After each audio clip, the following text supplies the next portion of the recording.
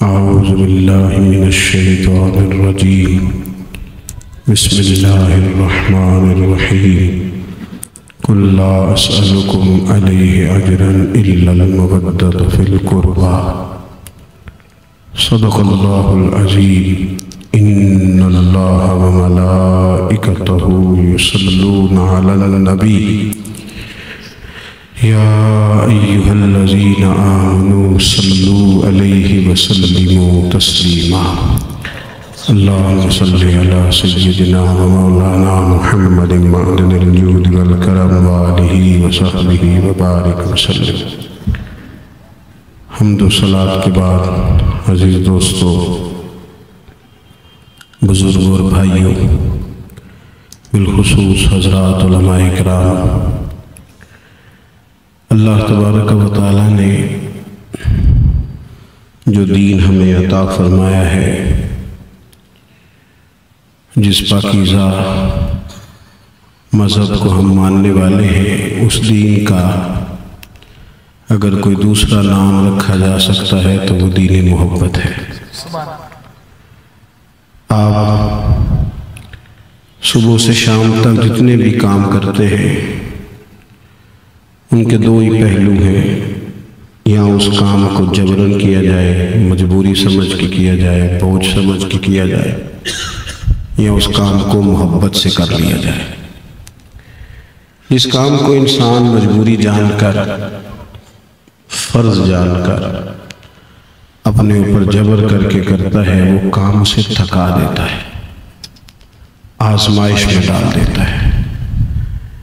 وہ گھنٹے 2 ہو یا 4 ہو، وہ مہینوں کے برابر لگتے ہیں۔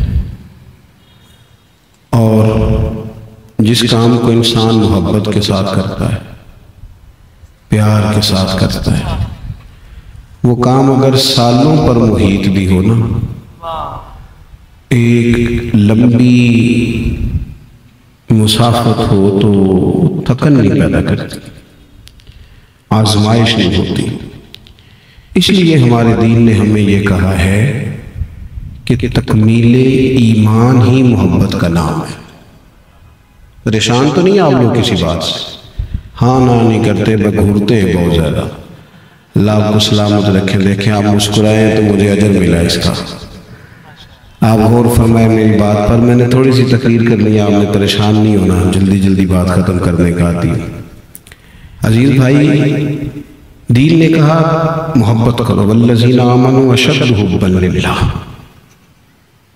فرمایا جو لوگ ایمان لے آئے وہ اپنے رب سے بھی شدید محبت کرتے ہیں۔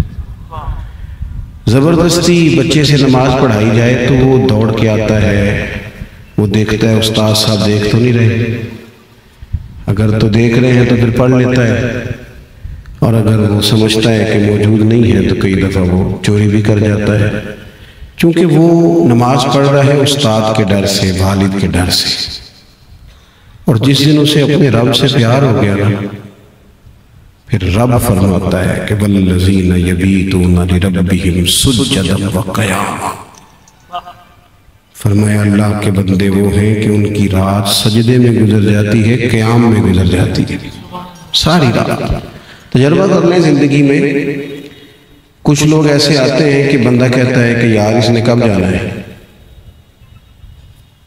اور کچھ لوگ ایسے ہوتے ہیں کہ ان کے ساتھ بیٹھ کے بات شروع کرو تو کافی دیر کے بعد احساس ہوتا ہو یہ تو 4 گھنٹے گزر گئے، تو پتہ ہی نہیں چلا۔ مثل تعویذ ہوتے ہیں کچھ لوگ، وہ جب بھی ملتے ہیں شفا ہوتی ہے۔ محبت کا لہجہ، محبت کا انداز۔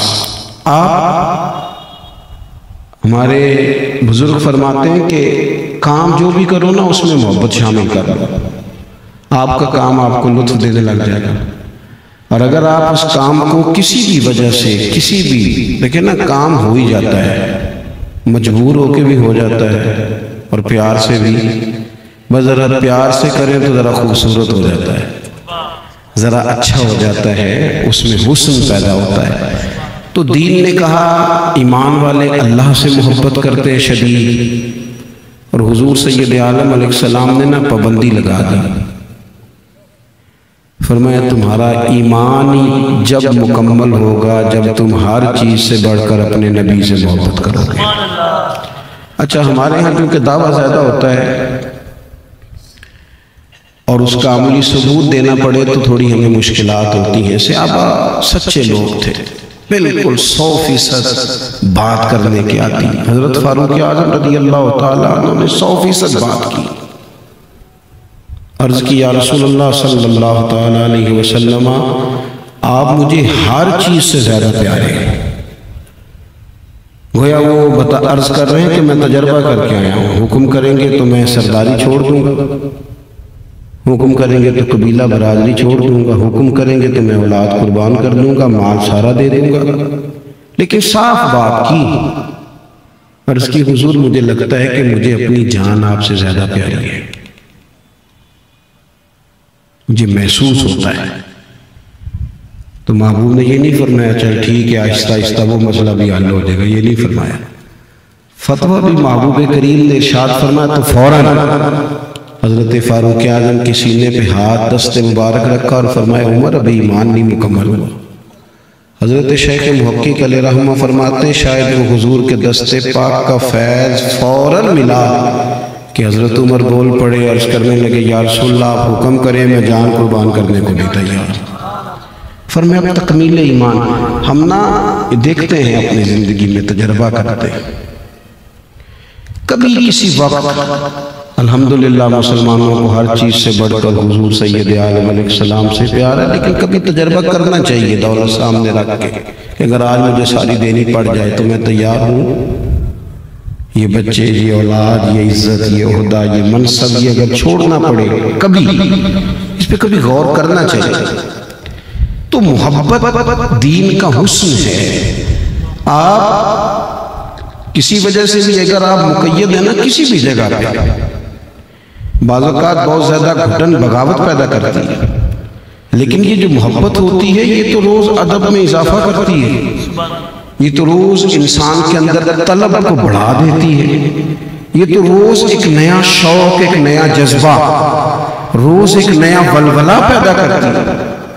اللہ سے محبت، رسول کریم علیہ السلام سے محبت، قرآن پاک سے محبت، حضور کے دین سے محبت، پھر حضور کی نسبتوں سے محبت، حضور کے ہر صحابی سے محبت، سیدنا صدیق اکبر سے لے کر حضرت سیدنا امیر معاویہ تک، ہر شخص کا ادب احترام چونکہ وہ حضور کی نسبت رکھتا ہے، حضور کا تعلق رکھتا ہے، ہر ایک کے بارے میں ادب کے اکرام کے جذبات، پھر حضور کی اولاد پاک، حضور کی اولاد پاک، صحابہ سے سیکھا ہے ہم نے حضور کی اولاد کا احترام۔ تمام صحابہ نے ایک جگہ پہ نا کچھ نذرانہ جمع کر کے حضور کی بارگاہ میں پیش کیا اور وسیلہ حضرت عباس کو بنایا، محبوب کریم کے چچا جان۔ عرض کی یا رسول اللہ صلی اللہ تعالیٰ علیہ وسلم گھر کے اخراجات بہت زیادہ ہیں، 9 ازواج مطہرات پہ یک وقت موجود ہیں، 4 شہزادیاں ہیں، مہمانوں کا آنا جانا ہے، تو یہ کچھ نظر ہم پیش کریں گے ہر مہینے گھر کے اخراجات کے لیے۔ اور حضور ہم کوئی بدلہ نہیں دے سکتے، آپ نے جو ہمارے لیے کیا ہے، جو تربیت، جو دین، جو حق ہم تک پہنچایا ہے، اس کا بدلہ نہیں دے سکتے۔ یہ نذرانہ ہر ماہ اللہ تعالیٰ نے قرآن مجید نازل کر دیا، فرمایا قُلْ لَا أَسْأَلُكُمْ عَلَيْهِ أَجْرًا، محبوب آپ ان سے فرما دیں کہ میں تبلیغ دین پر تم سے کوئی اجر نہیں مانگتا، میرا اجر تو میرے اللہ تعالیٰ کے ذمہ کرم پہ ہے، میں تم سے کوئی اجر نہیں مانگتا إِلَّا الْمَوَدَّةَ فِي الْقُرْبَى، یہ جو میرے قریبی ہیں نا ان سے ذرا پیار کرتے رہنا۔ نہیں آپ غور کریں اس بات پر، لا أسألكم علیہ اجرا، طائف میں پتھر کھانے سے لے کر احد میں دانت شہید کرانے تک بڑا کچھ کیا ہے تمہارے لیے، کوئی اجر نہیں مانگتا، إِلَّا الْمَوَدَّةَ فِي الْقُرْبَى۔ یہ میرے جو قریبی ہیں نا، یہ سیدہ عائشہ صدیقہ، یہ جناب میمونہ، یہ جناب سیدہ خدیجہ، یہ حضور کی 4 شہزادیاں، حضور کی اولاد پاک، یہ حسنین، ان سے پیار کر۔ ہم وہ لوگ ہیں جو اپنے اساتذہ کے بچوں کا بھی احترام کرتے ہیں، ہم وہ لوگ ہیں جو اپنے مشائخ کی اولادوں کا بے احترام کرتے ہیں۔ ایک پنجابی میں صوفی بزرگ ہوئے حضرت میاں محمد بخش صاحب رحمۃ اللہ علیہ، وہ ایک بات کہتے ہیں اپنے لہجے میں، وہ کہتے ہیں اصلہ نال جو نیکی کریے نا وہ نسلہ تاک نہیں بھول دے، یعنی کسی اصلی آدمی سے نیکی کرو تو وہ اپنی نسل کو بھی کہتا ہے اس گھر کا احسان ہے ذرا خیال رکھنا، اپنے بچوں کو بھی بتا کے جاتا ہے کہ ہم نے نمک کھایا ذرا اصلہ نال جے نیکی کریے تے وہ نسلہ تاک، ہاں بے اصلہ نال نیکی کریے تے پھول کنڈیا نال تول دے۔ کہتے ہیں اگر انسان ٹھیک نہ ہو تو پھر وہ فرق ہی نہیں کرتا کہ پھول ہے کہ کانٹا ہے، تو وہ نسلوں تک بتا۔ امام اعظم ابو حنیفہ رحمۃ اللہ علیہ باغ میں بیٹھے تھے، بڑھاپا تھا، بچے کھیل رہے تھے، ان کی کوئی گیند کوئی چیز باغ میں آ گئی، شاگرد بیٹھے ہیں، کتاب کسی کتاب پر کام ہو رہا ہے، قیمتی نوٹس ہیں، بکھری ہوئی چیزیں، تو وہ بچہ اندر آیا تو امام صاحب اٹھ کے کھڑے ہو گئے، کچھ چیزیں بکھر گئیں، دوبارہ سمیٹنے میں ٹائم لگا، تھوڑی دیر کے بعد وہ بچہ پھر آ گیا، اس کی کوئی ڈیوٹی ہوگی گیند پکڑنے کی، وہ 2-4 دفعہ آیا تو امام صاحب اٹھ کے کھڑے ہو گئے، تو شاگرد کہنے لگے حضور بچے کھیلتے رہتے ہیں، جانے کتنی بار آئے گا؟ تو امام صاحب کی آنکھ میں جلال آیا، فرمایا اٹھتا میں ہوں کہ تم ہو، 100 دفعہ بھی آئے تو میں اٹھوں گا۔ حضور کون ہے؟ چھوٹا سا تو بچہ ہے۔ فرمانے لگے تمہارے لیے چھوٹا ہوگا پر میرے استاد کا پوتا ہے، میں نے اس گھر کا اکرام کرنا ہے، میں نے اس گھر سے نمک کھایا ہے، مجھے انہوں نے سلیقہ دیا ہے کتاب و سنت پڑھنے کا، مجھے اللہ رسول کی بارگاہ تک لے گئے، میں بھول جاؤں اس احسان کو، ان لوگوں کی بات بھول جاؤں؟ جو حضور کی اولاد پاک ہے نا، نبی پاک کا جو گھرانہ ہے، یہ امت کے لیے آنکھوں کا تارا رہا ہمیشہ۔ کیوں؟ اس لیے کہ رسول پاک کی جو ان کے ساتھ دلچسپیاں ہیں، نبی پاک علیہ السلام کا جو ان کے ساتھ پیار ہے، حضور سید عالم علیہ السلام، دیکھیں نا محبوب کی بڑی شہزادی جناب سیدہ زینب رضی اللہ تعالیٰ عنہ، وہ ہر ایک دفعہ کہیں گھومتا گھومتا، ان کے خامد شروع میں مسلمان نہیں تھے تو انہوں نے فدیہ دینا چاہا تو وہ ہار آ گیا محبوب کے سامنے، تو حضور نے اسے دیکھا، بچی کا ہار بیٹی کا، شہزادی کا، اسے دیکھ کے آنکھوں میں آنسو آ گئے۔ حضور کا اپنی اولاد پاک کے ساتھ کھا، دیکھو ہمارے ہاں بہت سارے لوگ ہیں وہ جب تھوڑے سے جناب اور صاحب ہو جاتے ہیں تو گھر میں وقت نہیں دیتے، بچے آپ سے وابستہ ہوں، وہ کیوں کسی اور کو اپنا دکڑا سنائیں؟ ان کو پتا ہو کہ میں والد آپ نے ناراض نہیں ہونا اگر میں کوئی سخت بات کر دوں۔ شکوہ اس سے بچوں کا نہیں ہے کہ وہ موبائل زیادہ دیکھتے ہیں، والد بھی تو ان کے پاس بیٹھا گردن نہیں نہ اٹھاتا، اس سے کچھ کہنا چاہتے ہیں، اس سے کھیلنا چاہتے ہیں، اس کے کندھوں پہ بیٹھنا چاہتے ہیں، وہ ترس رہے تھے یہ شام کو گھر آئے گا، لیکن اس کو وہ تو کہتا راستے میں وائی فائی نہیں تھا، وہ تو تلاش کر رہے کہ چند لمحے اس کے پاس بیٹھیں گے، اسے بات سنائیں۔ نبی پاک علیہ السلام بچوں کے ساتھ کھیل رہے تھے، محبت کر رہے تھے، تو ایک صاحب نے کہا یا رسول اللہ بڑا وقت دیتے ہیں، میں تو بچوں کو اتنا وقت نہیں دیتا، تو جو حضور نے بات جواب میں ارشاد فرمائی وہ دستور حیات ہے ہر والد کے لیے، دادا کے لیے، نانا کے لیے۔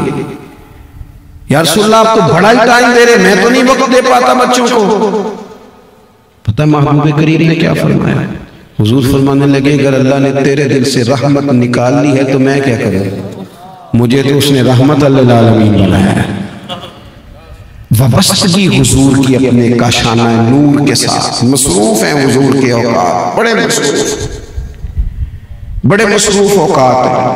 آپ کبھی ترتیب دیں گے نا حضور علیہ السلام نے جو اوقات دیے امت کو، دین کو، تو اس میں کوئی گنجائش نہیں ہے، لیکن پھر بھی بچوں کو وقت دینا، دیکھیں نا خاص کر کے حضور نے فرمایا فاطمہ آج میرا دل کرتا ہے میں آپ کے گھر میں رات گزاروں، بیٹی کے گھر میں رہوں گا۔ مطلب آپ ہم اس سے بھی بڑے ہو گئے، بیٹیاں انتظار کرتی ہیں والد کبھی آئیں، فون کرتی ہیں پردیس میں، بھائیوں کی بہنیں منتظر رہتی ہیں، اور بھائی کے پاس یاروں سے گپے لگانے کا ٹائم ہے، وہ کہتی ہے چل 2 منٹ میرا کبھی حال ہی پوچھ لیا کر۔ لیکن وقت نہیں ہے.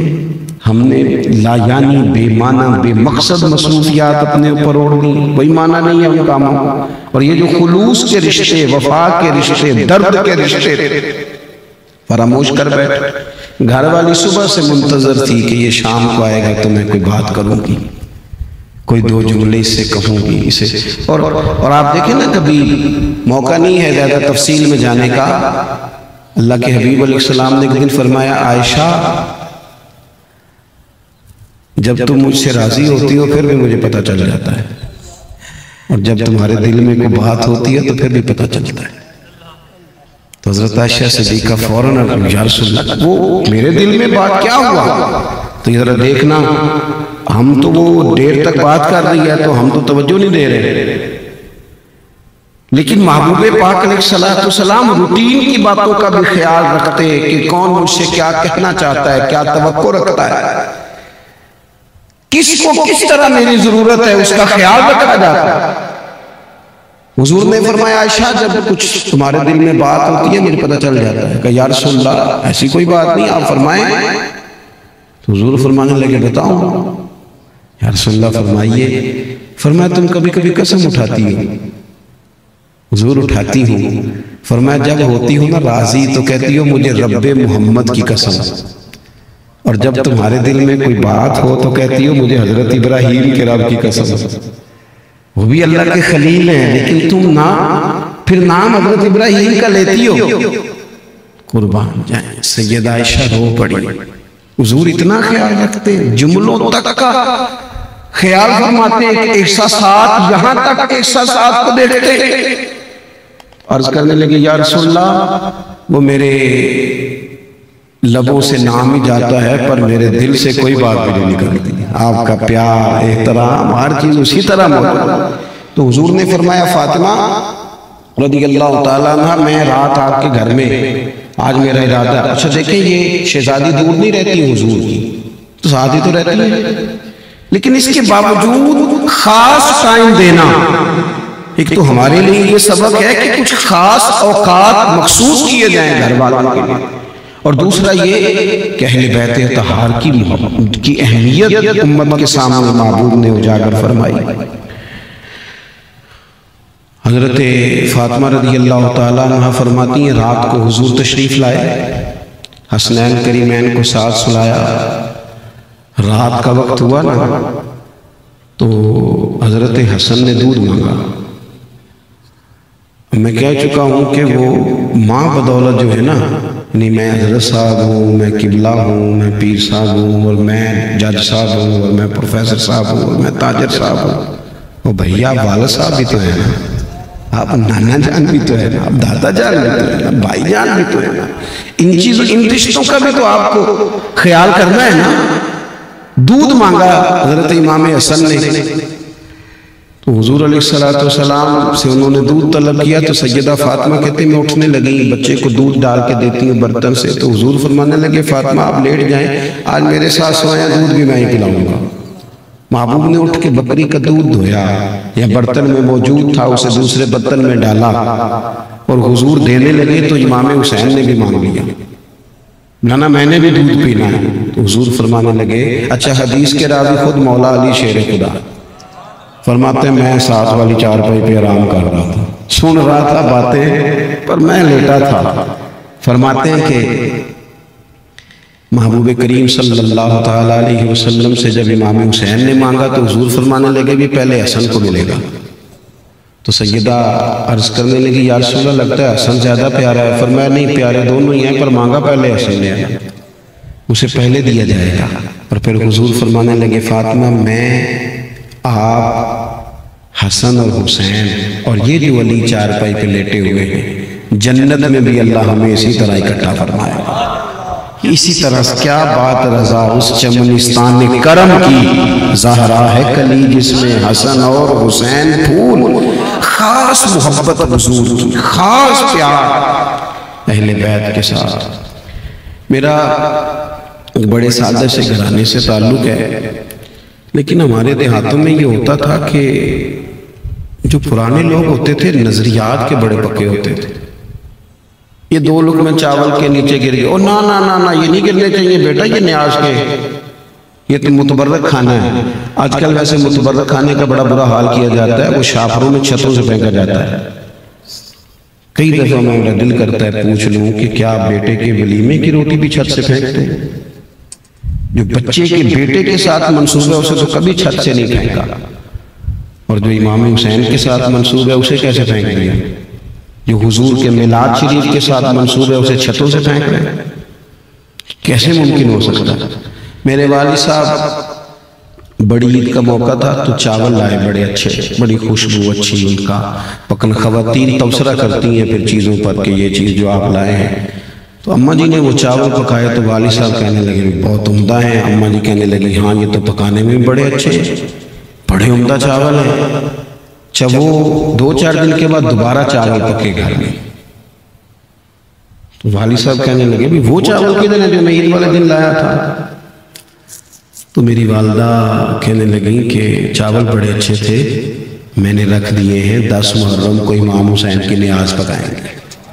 اچھی چیز ہے یہ جذبات سادہ لوگوں کے حضور کی اولاد پاک کے ساتھ وابستگی۔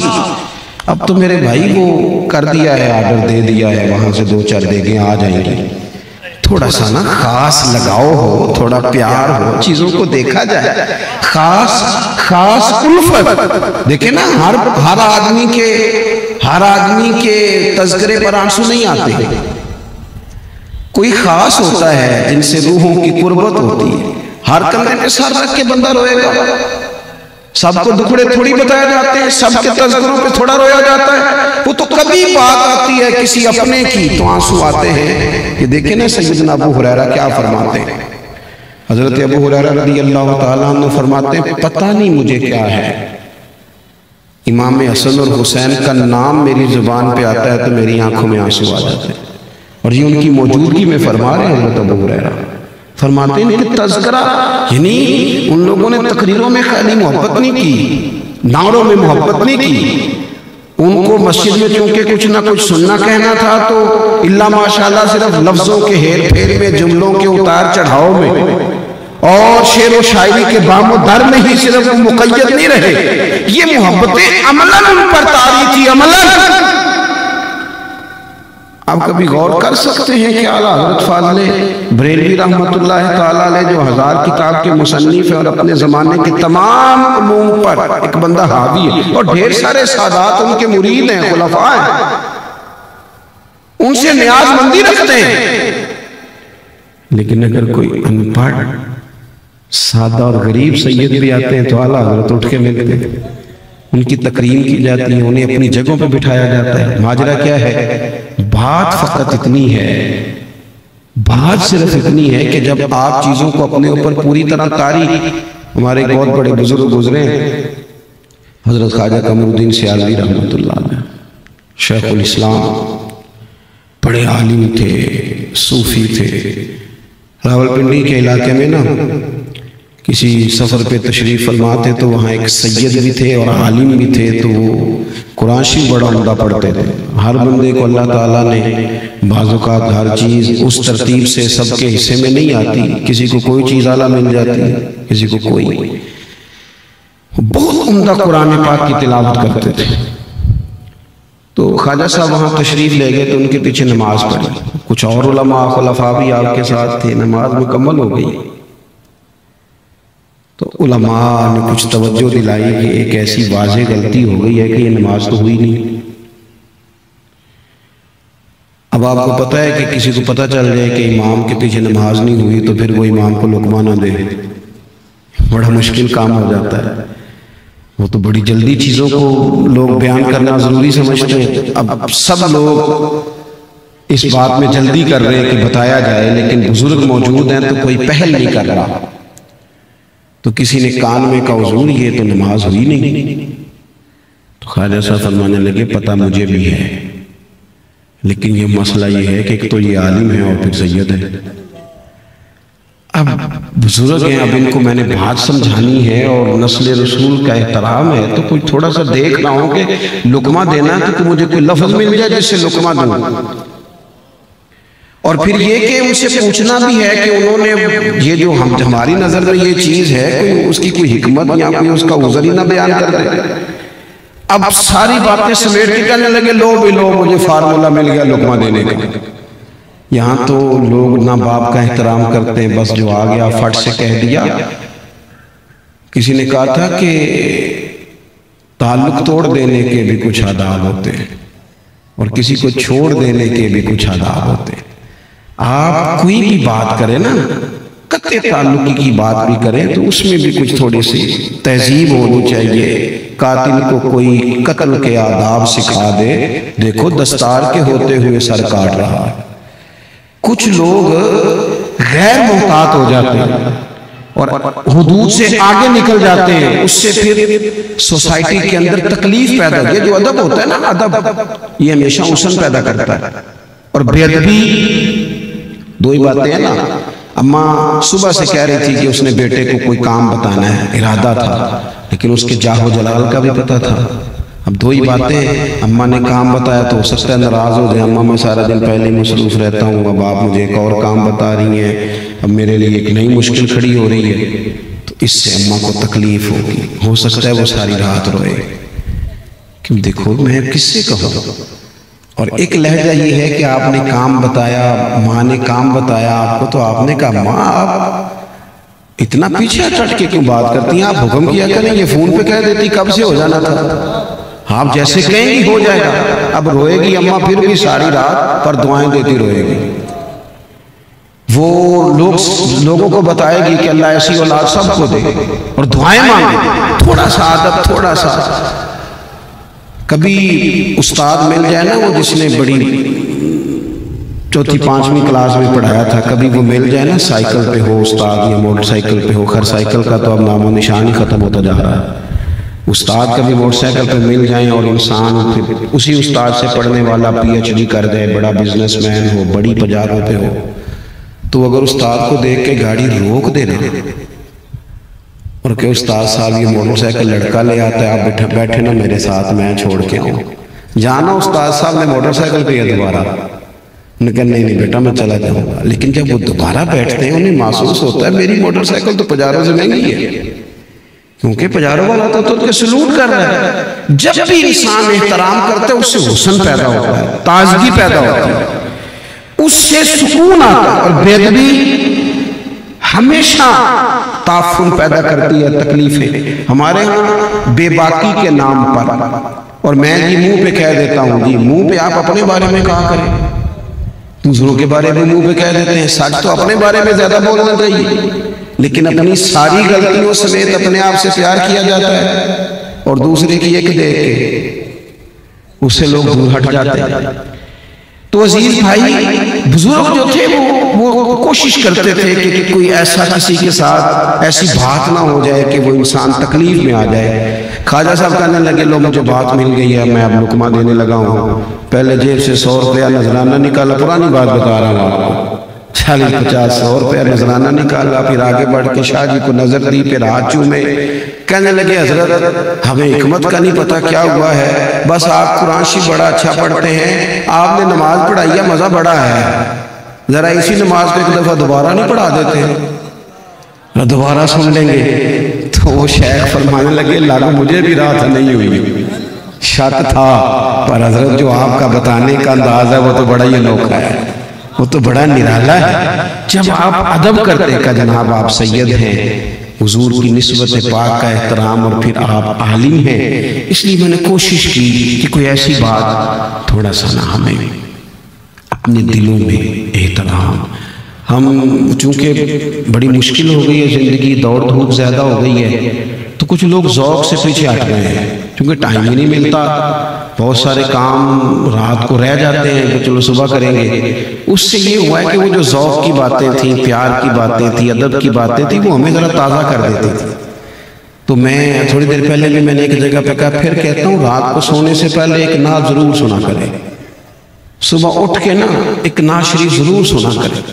اپنی طبیعت کو، اپنے دل کے آنگن کو ہمیشہ آباد رکھیں. 2-3 باتیں جلدی میں عرض کرتا ہوں، بات ختم کرتا ہوں. اہل بیت نبوت کے اسوہ میں 3-4 چیزیں بڑی اہم ہیں۔ ایک تو وہ قناعت پسند تھے، جو مل گیا اس پہ راضی ہے۔ کنز العمال میں یہ روایت موجود ہے کہ اونٹ کے بالوں کی بنی ہوئی چادر اوڑھ کے، آج کل ہر تیسرا آدمی دعا کرتا ہے کہ بچی بڑی دکھی ہے، سسرال میں کام کرنا پڑتا ہے۔ میں نے کہا اس کے ہاتھوں پہ چھالے پڑ جاتے ہیں کام کر کر، سیدہ فاطمہ کے تو پڑ جاتے تھے۔ کوئی اتنا غریب جس کی بیٹی اتنا کام کرتی، لیکن دکھی اللہ ماشاءاللہ سب ہے۔ اونٹ کے بالوں کی بنی ہوئی چادر اوڑھ کے حضرت فاطمہ چکی پیس رہی تھی، حضور نے دیکھ لیا۔ پتہ کیا فرمایا؟ فرمایا دنیا میں تھوڑی سی تکلیف برداشت کریں، آخرت کی ساری عزت اللہ آپ کو عطا فرمائے۔ ایک تو قناعت پسندی۔ اچھا لطف کی بات سنیں، اہل بیت اطہار، حضور کا کاشانہ نور، ازواج پاک، آپ جتنی بھی سیرت کی کتابیں پڑھیں گے نا، ہر ایک نے لکھا ہے کہ مہینہ مہینہ چولہا نہیں جلتا حضور کے گھر، مہینہ مہینہ کھانا نہیں پکا، کھجور پہ دودھ پہ گزارا ہے، ہر ایک نے لکھا ہے۔ لیکن کمال یہ ہے کہ جن سب نے یہ لکھا ہے نا کہ مہینہ مہینہ چولہا نہیں جلتا تھا، انہوں نے 2-4 صفحے آگے جا کے یہ لکھا ہے کہ جو مانگنے آتا تھا اسے جھولی بھر کے عطا کرتے تھے۔ یہ انوکھی بات، یہ دو جہاں کے شاہ ہیں اور پاس کچھ رکھتے نہیں، دو جہاں کی نعمتیں ہیں ان کے خالی ہاتھ میں۔ ایک شخص امام حسین کے پاس آیا، عرض کی حضور فقیر ہوں، کچھ لینے آئے۔ آپ کو پتہ ہے نا فقیر اگر کبھی گاڑی کا شیشہ بجائے تو لوگ تلاش کرتے ہیں کہ ٹوٹے پیسے ہیں کہ نہیں، وہ ڈھونڈنے پڑتے ہیں، نہ ہو تو فقیر واپس جاتا ہے۔ اور میں کہا کرتا ہوں کہ چلو فقیر کو اتنے تو دو جتنے کی بچہ چاکلیٹ لے لیتا ہے، اتنا تو کم از کم ہو، اتنا تو ہو۔ لیکن عجیب بات ہے نا، اللہ کے واسطے میں دینا ہے اور پھر تلاش کیا جا رہا ہے کہاں کہاں بچت کی جائے۔ تو فقیر نے آ کے عرض کی امام حسین سے، حضور کچھ چاہیے؟ وہ کہتا ہے میرا خیال تھا 2-4 دینار مل جائیں، 2-4 اشرفیاں مل جائیں تو میرا کام چل جائے گا۔ امام حسین فرمانے لگے سب بانٹ چکا ہوں، ظاہری طور پر تو ایک بھی نہیں، کچھ گھنٹے انتظار کرنا پڑے گا۔ کہتا ہے میں کچھ گھنٹے انتظار کیا، 5 تھیلیاں اشرفیوں کی آئیں، ایک تھیلی میں 1000 اشرفی تھی، 5000 اشرفیاں ہی اٹھا کے شیر خدا کے بیٹے نے میری جھولی میں ڈال دی۔ اتنا مال کبھی نہیں دیکھا تھا، میں تو ابھی سبزے میں تھا کہ اتنا مل گیا۔ لیکن امام حسین فوراً بولے، کہنے لگے معاف کر دینا، تمہیں ذرا انتظار کرنا پڑا، تکلیف نہیں دینی چاہیے کسی کو۔ تیسری بات، بزدلی نہیں سکھائیں کبھی بھی بچوں کو، کبھی بھی۔ خوف اندر ہوتا ہے، ہر بات سے جو لوگ ڈرتے ہیں نا، بعض جگہوں پہ نا اب کاکروچ دیکھ کے چیخیں مارنا یہ بھی فیشن بن گیا ہے۔ وہ جناب ویڈیو بنا کے چڑھا دی، کیا ہو رہا ہے؟ وہ بکرا ذبح ہو رہا تھا تو بچہ رونے لگ گیا ہے۔ خدا کے بندو، نبی کریم علیہ السلام تو حضرت فاطمہ کو فرماتے تھے یہاں کھڑے ہو آ کے میں تمہارا جانور ذبح کرنے لگا۔ تو جو بکرا ذبح ہونے پہ روتے ہیں تو دین کا جو اہم پہلو جہاد ہے، اگر کل کو ضرورت پڑی تو یہ تھوڑی جائیں گے۔ ہمت، طاقت، بچوں کو دلیری سکھائی جائے۔ حضرت مولا علی اپنے شہزادوں کو ہر جنگ میں ساتھ لے کے جاتے تھے، بلکہ جس دن سیدنا عثمان غنی رضی اللہ تعالیٰ عنہ پر بلوانیوں نے حملہ کیا تھا، چونکہ حضرت عثمان غنی امام حسن اور حسین کے سگے خالو ہیں، تو لوگ کہتے نہیں کہ بیٹا اندر سے کیواڑ بند کر لو، تو کسی اور پر ظلم ہو رہا ہے۔ حالانکہ پڑوسی کی آگ اگر بجھائی نہ جائے تو اپنے گھر بھی آ جایا کرتی ہے، اس لیے کبھی کبھی پڑوسی کی آگ اس لیے بھی بجھا دینی چاہیے کہ اپنا گھر محفوظ رہے۔ عزیز، حضرت سیدنا مولا علی نے اپنے دونوں بیٹوں کے ہاتھوں میں تلواریں دے کے امام حسن اور حسین کے حضرت عثمان غنی کے دروازے پہ کھڑا کیا، فرمایا بیٹا کوئی اندر نہ جانے پائے۔ سب سے زیادہ خطرہ دروازے پہ تھا، وہاں دونوں شہزادے کھڑے تھے۔ بہادری بچوں کو سکھائی جائے، انہیں جینا ہے، انہیں جینا ہے۔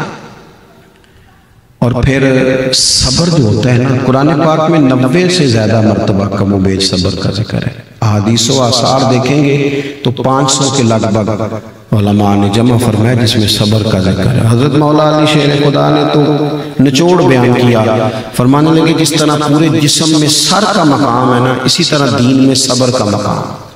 اللہ فرماتے ہیں استعینوا بالصبر والصلاۃ، جب تکلیفیں بڑھ جائیں تو صبر اور نماز سے مدد مانگو۔ ہم کیا کر رہے ہیں؟ جلد بازی ہے. یعنی اگر بچہ کھانا وقت پہ نہ پکنے پہ موبائل توڑ دے گا تو آپ تو کہیں گے لاڈلا ہے، لیکن اس کی بیوی تو کل کو بڑی تکلیف میں آ جائے. اس کے بچے کیا کریں گے؟ جس آفس میں وہ جائے گا کیسے گزارا کرے گا؟ صبر، حوصلہ، ٹھہراؤ. اس کی زندگی میں وہ ساری چیزیں ہونی چاہیے جس سے وہ صحیح گزارا کرے. میدان کربلا میں دو ہی تو چیزیں لڑی، ایک طرف تلواریں تھی، دوسری طرف صبر تھا. یزیدیوں کی تلواریں ہار گئیں اور حسین ابن علی کا صبر جیت گیا. صبر جیت گیا، صبر میں ڈوب گئی ہر چیز. اور آخری بات یہ، اہل بیت نبوت کا سجدوں سے بڑا پیار ہے. یہ کچھ وقت ایسا اب آیا ہے کہ وہ جو لوگ کچھ ٹائم مصلے کو دے لیتے تھے، تلاوت کو دے لیتے تھے، وہ بھی تھوڑے تھوڑے کمزور ہو گئے. چونکہ روز نئی فوٹو میری نہیں آئے گی فیس بک پہ تو پھر لوگ کہیں گے کہ آپ ایکٹیو نہیں ہیں. تھوڑا سا نا مسلح جن لوگوں کا آباد ہوتا ہے وہ طاقتور ہوتے ہیں. کچھ دکھ نا بڑے ذاتی سے ہوتے ہیں، بندہ کسی سے کہہ نہیں سکتا، بڑے ذاتی نجی ہوتے ہیں، اپنے آپ سے بھی چھپاتا ہے بندہ. اگر مسلح آباد ہو نا، دعا مانگنے کا سلیقہ آتا ہو تو پھر وہ سارے دکھڑے بندہ رب اور رسول سے کہہ لیتا ہے اور طاقتور ہو جاتا ہے، جی لیتا ہے. ڈپریشن، ٹینشن، ان ساری بیماریوں سے دور نکل آتا ہے. شرط یہ ہے کہ اس کا مسلح آباد ہو. لیکن ہر چیز ہماری آباد ہے. کچھ صرف 10 سے 20 منٹ روز فرض کے علاوہ رات کو اکیلے بیٹھے اپنے مالک کی بارگاہ میں. کتنا کو بھاگیں گے دنیا اور دنیا داروں کے پیچھے. لوگ تو تھکا دیتے ہیں. جتنی دعائیں اللہ سے مانگ سکتے ہیں. اور کمال دیکھیں، حضور نے فرمایا جو رب سے زیادہ مانگے اللہ اسے راضی ہوتا ہے، مانگا اور خوش ہوتا ہے. آپ کسی سے 2-4 دفعہ کسی چیز کا مطالبہ کریں تو کہتا ہے تیرا تو کام ہو گیا ہے. لیکن اللہ سے جتنا زیادہ مانگا. 9-10 محرم کی درمیانی رات تھی. عمر بن سعد آیا، امام حسین سے کہنے لگا 2 ہی باتیں ہیں، یا آپ جنگ کریں گے یا بیعت کریں گے. تو فرمایا بھائی صبح بتاؤں گا، ایک رات کی مہلت دو. وہ چلا گیا. حضرت عباس رضی اللہ تعالیٰ عنہ امام حسین کی خدمت میں عرض کرنے لگے حضور آپ نے مہلت مانگ لی ہے، یہ عجیب سے لوگ ہیں، جانے کیا گمان کریں گے. آپ کا فیصلہ جو صبح ہونا ہے مجھے ابھی پتہ ہے، جنگ ہی ہونی ہے. کیوں ایک رات کی مہلت مانگی؟ بس یہ بات آپ نے یاد رکھنی ہے. امام حسین فرمانے لگے عباس تیرا کیا خیال ہے؟ میں نے سوچنے کے لیے وقت مانگا ہے. حضور پھر کس لیے مانگا ہے؟ ٹھنڈی سانس لی سیدہ کے لال نے اور پھر کہنے لگے عباس تجھے پتہ ہے نا مجھے سجدوں سے بڑا پیار ہے. سجدوں سے. ایک رات رہ گئی ہے، دل کرتا ہے میں رج رج کے سجدے کروں، اس کی بارگاہ میں کہہ دوں سارا کچھ. آج میں نا اس ریت والی زمین پر پیشانی خوب رکھوں گا، اپنے مالک کی تسبیح پڑھوں گا، آج اس کے حضور حاضری دوں گا.